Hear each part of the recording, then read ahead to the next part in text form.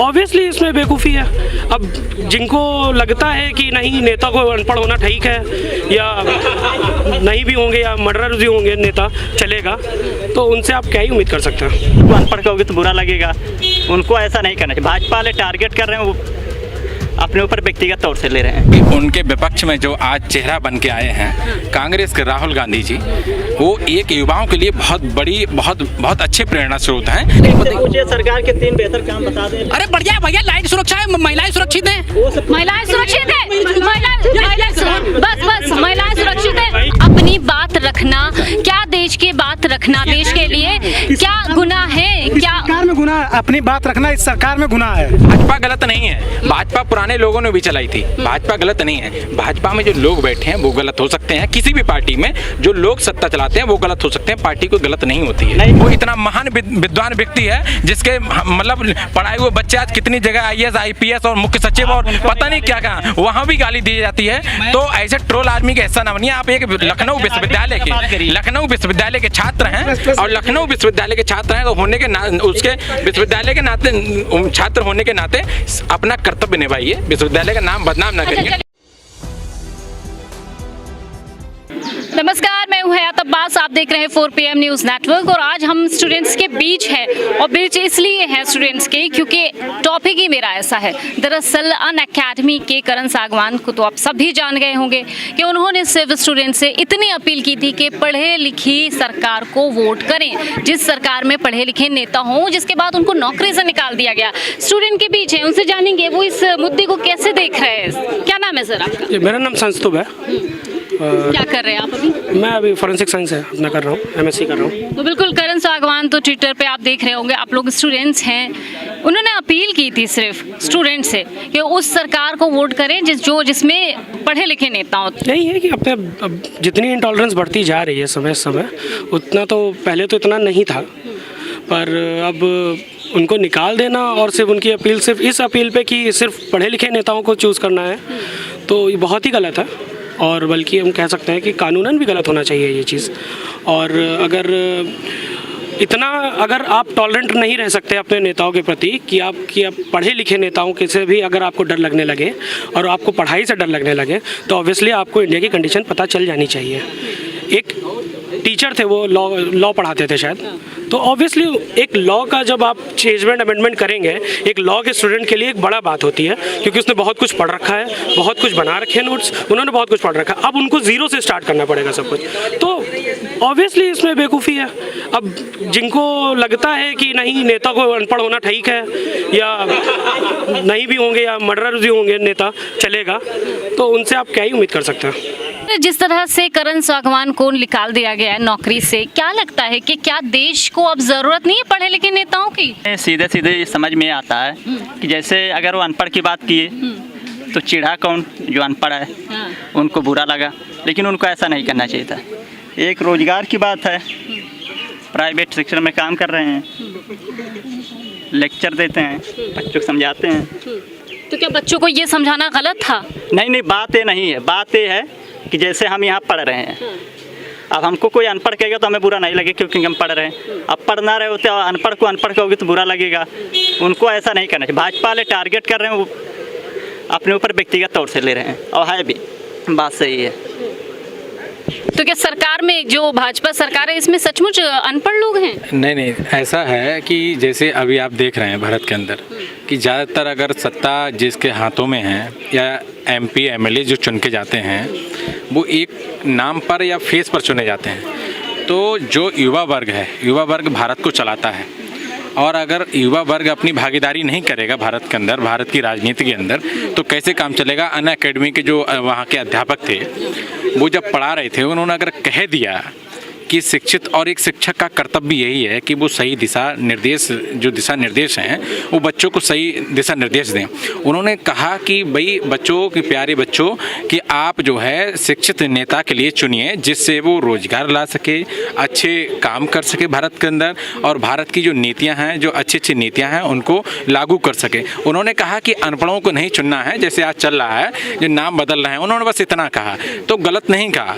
वो बेचारे कितने मतलब कितनी डिग्रियां करके वहाँ पढ़ा रहे हैं आज प्राइवेट सेक्टर में, जहाँ उनको गवर्नमेंट सेक्टर में कहीं 60,000 70,000 1 लाख 2 लाख मिलना चाहिए, वहाँ प्राइवेट सेक्टर में जाकर के 30,000 35,000 में ठेके पे पढ़ा रहे हैं और आज निकाल भी दिए जाते हैं। कोई बयान अगर वो दे दें, सही बात कह दें तो उनको निकाल दिया जाता है। निकाल इसलिए दिया जाता है कि अनअकैडमी एक इतना बड़ा आज टावर बन चुका है कि कहीं ना कहीं वो सत्ता के अधीन भी हो चुका है, तो उसे कहीं मतलब इसलिए निकाला गया कि पता चलिए अगर इसको नहीं निकालेंगे तो सत्ता का प्रेशर रहेगा और उसको मतलब जो है जांच बैठ जाएगी। अब जांच बैठ जाएगी तो जैसे बायजू आज पूरा ठप हो गया है, पूरे ऑल ओवर जो वर्ल्ड में फैला, जिस तरीके एकदम आपने देखा होगा बायजू पूरे वर्ल्ड में फैल चुका है कि हर तरफ जिधर देखो ऑनलाइन सेक्टर के माध्यम से पूरा बायजू फैला दिया, ठीक उसी प्रकार अनअकैडमी में फैला है। अगर इस पर जांच बैठ जाए तो ये भी आज कहीं ना कहीं भ्रष्टाचार के मतलब अधीन आता है, तो इसलिए उन्होंने सत्ता के डर से कहीं ना कहीं ये उनके अंदर माहौल बना और मतलब उस शिक्षक के लिए निकाल ले, जो कि बहुत ही निंदनीय है।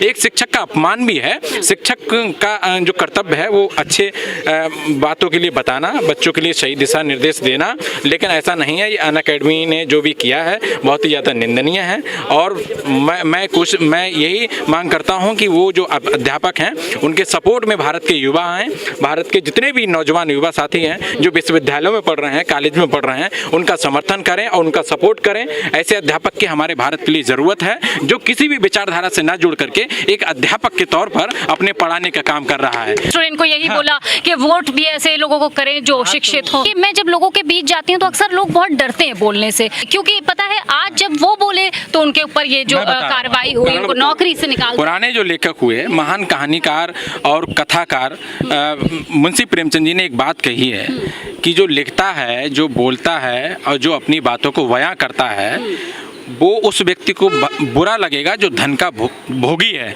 जो अत्याचार में भ्रष्टाचार में लिप्त है, उसके लिए लिखना बोलना सब बेवकूफ़ी होता है। तो मेरा कहने मतलब ये है, मैं ये कोटेशन है मुंशी प्रेमचंद जी का कि जो लिख रहा है, जो बोल रहा है, ये उसके लिए बुरा लगेगा जो धन का भोगी है, जो भ्रष्टाचार में लिप्त है। क्योंकि जो लिखने का जो लेखक होता है, जो बोलने का जो काम करता है, जो वक्ता होता है, वो राष्ट्र के लिए काम करता है, वो अपने बच्चों के लिए काम करता है, वो देश के नौजवानों के लिए, किसानों के लिए, बेरोजगारों के लिए, दलितों के लिए, पिछड़ों के लिए, वंचितों के लिए, दमितों के लिए काम करने का काम करता है। इस देश के राष्ट्र के लोगों के लिए काम करने का काम करता है। भाजपा सरकार ने कितना काम किया देश के लोगों को? काम करने तो आप देख ही रहे हैं कितना काम किया है कि एक सड़क को जो है 2.5 करोड़ रुपए में, 1 किलोमीटर की सड़क को 250 करोड़ रुपए में बनाया जा रहा है। तो ये तो आप जानते ही हैं कि 250 करोड़ रुपए में 1 किलोमीटर सड़क बनाई जाती है। समझ लीजिए क्या बनाया होगा। क्या फ्रीडम ऑफ स्पीच खत्म हो जाएगी?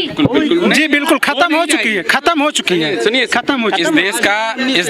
इस देश का संविधान हमको ये आज़ादी देता है कि हम बोलें और बोल रहे हैं। ये हम आप डॉक्टर B.R. अम्बेडकर को बोलने की सजा तो मिल गई उनको, नौकरी से नहीं। 2024 भी करीब है, उन्होंने ये बोला कि ऐसी सरकार बनाइए जिसमें पढ़े लिखे नेता हो। तो क्या चाहते हैं? और उधर वाले 24 के लिए तो उन्होंने दावा भी कर दिया प्रधानमंत्री जी ने कि फिर आऊंगा झंडा लहराऊंगा। बड़ी बात यह है कि उनके विपक्ष में जो आज चेहरा बन के आए हैं कांग्रेस के राहुल गांधी जी, वो एक युवाओं के लिए बहुत अच्छे प्रेरणा स्रोत हैं।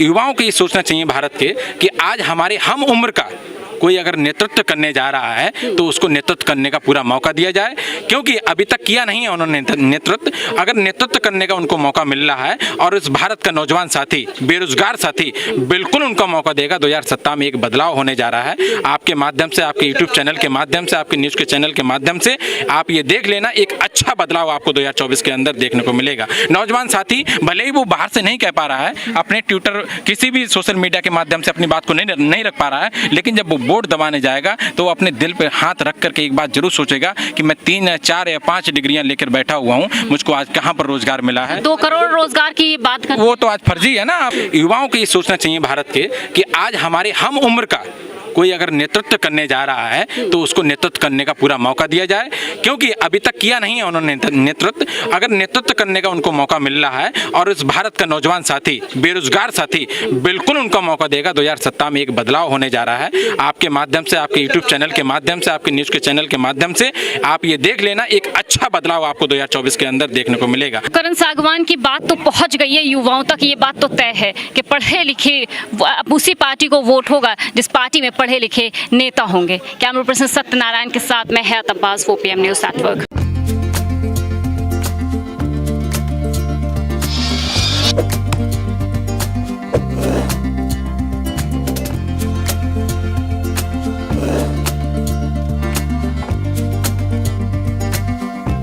है।